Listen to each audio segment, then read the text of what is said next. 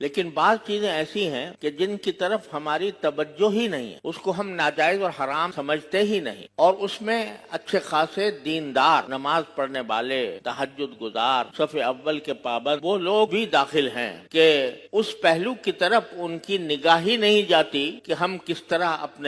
اپنے رزق میں حلال کے ساتھ ہم حرام کی آمیزش کر رہے ہیں۔ عام طور سے یہ لوگ سمجھتے ہیں بھئی ہم تو مزدوری کرتے ہیں، محنت کرتے ہیں، کماتے ہیں، کھاتے ہیں اور نمازیں بھی پڑھتے ہیں، روزے بھی رکھتے ہیں، یہ سارے کام کر رہے ہیں، لیکن ان کو پتہ نہیں ہے کہ خود ان کی زندگی میں بعض ایسی چیزیں شامل ہو گئی ہیں جس کی وجہ سے ان کا لقمہ حرام میں ملا ہوا۔ اس کی ایک مثال میں یہ دیتا ہوں کہ شریعت نے میراث کے احکام قرآن کریم میں تفصیل کے ساتھ نازل فرمایا، اور یہ فرمایا کہ جب کسی کا انتقال ہو تو اس وقت میں سب سے پہلا کام یہ ہونا چاہیے کہ اس کا جو ترکہ ہے، جو کچھ اس نے میراث میں چھوڑا ہے، وہ نقدی ہو، وہ سونا ہو، وہ جائیداد ہو، کوئی مکان ہو، کوئی زمین ہو، وہ شرعی قاعدے کے مطابق آپس میں تقسیم کر لو۔ اگر وہ تقسیم نہیں کی اور کوئی ایک فرد اس کے اوپر قابض رہا تو جس شخص نے اس پر قبضہ کیا ہے وہ اس کے مال میں حرام شامل ہو گیا۔ یہ مسئلہ ہوتا ہے، عام طور پر ایک بڑی زبردست غلط فہمی پھیلی ہوئی ہے کہ بھئی ابھی تو انتقال ہوا ہے، ابھی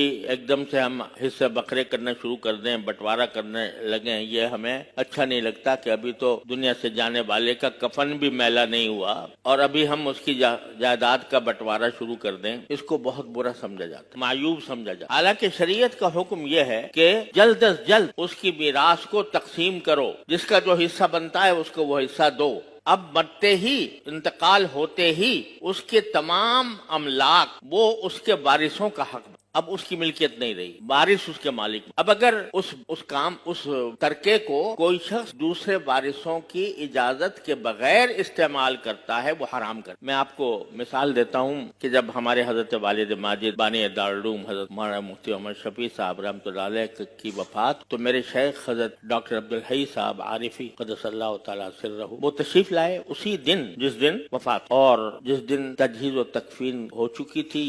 یا ہونے والی تھی، اب مجھے صحیح یاد نہیں رہا، اس وقت تشریف لائے تو طبیعت پر بہت زیادہ تھکاوٹ تھی۔ ایک تو صدمے کا اثر تھا، حضرت کو میرے والد ماجد رحمۃ اللہ علیہ سے بہت زیادہ محبت، صدمے کا اثر بھی تھا اور کچھ تھکن بھی تھی، تو کمزوری محسوس ہو رہی۔ تو ہم نے حضرت والد صاحب رحمۃ اللہ علیہ کے سرہانے ایک خمیرہ رکھا رہتا تھا، خمیرہ جو ذرا تقویت کے لیے ہوتا ہے، تو ہم وہ لے آئے کہ حضرت یہ تھوڑا سا خمیرہ تناول فرما لیں تاکہ آپ کی کمزوری دور ہو جائے۔ تو حضرت نے فرمایا بھائی یہ تم کیسے لے آئے، یہ تو اب ترکہ ہو گیا، یہ تو میراث کا حصہ ہو اور یہ اس میں میراث وارثوں کا حق بن گیا، تم نے کیسے اس کے اوپر تصرف کیا کہ مجھے لا کر دے دیا؟ ہم نے عرض کیا کہ الحمدللہ سارے ورثاء موجود ہیں، بالغ ہیں، عاقل ہیں، اور سب اپنی مرضی سے، اپنی خوشی سے یہ آپ کی خدمت میں پیش کر رہے ہیں، اس لیے آپ اس میں تعامل نہ فرمائیں۔ لیکن انہوں نے توجہ یہ دلائی کہ انتقال ہونے کے بعد سب سے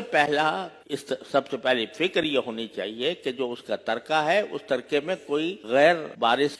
کا تصرف نہ ہو۔ تو یہ شریعت کا حکم ہے، اور ہوتا یہ ہے کہ شروع میں تو کہتے ہیں بھائی ابھی تو ہم آپس میں بھائی ہیں، بہن بھائی ہیں، کیا لینا دینا، کیا تقسیم، کیا بٹوارہ، ہم تو بھائیوں کی طرح رہتے ہیں۔ جب ذرا وقت گزر جاتا ہے تو پھر اسی سے لڑائیاں اور جھگڑے کھڑے ہوتے ہیں۔ تو شریعت کا حکم یہ ہے کہ جلد از جلد ترکے کو تقسیم کرو جس طرح ممکن ہو۔ اب اگر ایک آدمی بڑا بھائی ہے، مثلا وہ ایک کاروبار اس کا والد چھوڑ کر گیا ہے، تو انتقال کے بعد بڑا بھائی تصرف کرتا ہے اس میں، کاروبار کو وہ سنبھالتا ہے، تو کاروبار کو سنبھالنے کے اندر اس کو یہ رکھنا چاہیے کہ آج کے دن سے یہ جو میں کاروبار کر رہا ہوں اس میں سارے میرے بہن بھائی یا جو وارث ہیں وہ سب شریک ہیں۔ اس کے حساب سے اس کو یہ کرنا چاہیے کہ بھئی چونکہ ہم شریک ہیں، یا تو ہم فوراً اپنے حصے الگ کر لیں، یا اگر کاروبار آگے جاری رکھنا ہے تو تمام ورثاء سے اجازت لے کر اور کوئی معاملہ طے کر کے کہ اس کاروبار کو جب چلایا جائے گا تو اس میں نفع جائے گا تو وہ کس طرح تقسیم ہو، یہ کرنا لازمی ہے، ضروری ہے۔ اگر وہ شخص اس کاروبار پر اس نے قبضہ کر لیا یا وہ کاروبار چلاتا رہا، دوسرے وارثوں سے کچھ پوچھا نہیں، دوسرے وارثوں کی کوئی مرضی نہیں لی، تو اس کے کھانے میں حرام شامل ہو گیا۔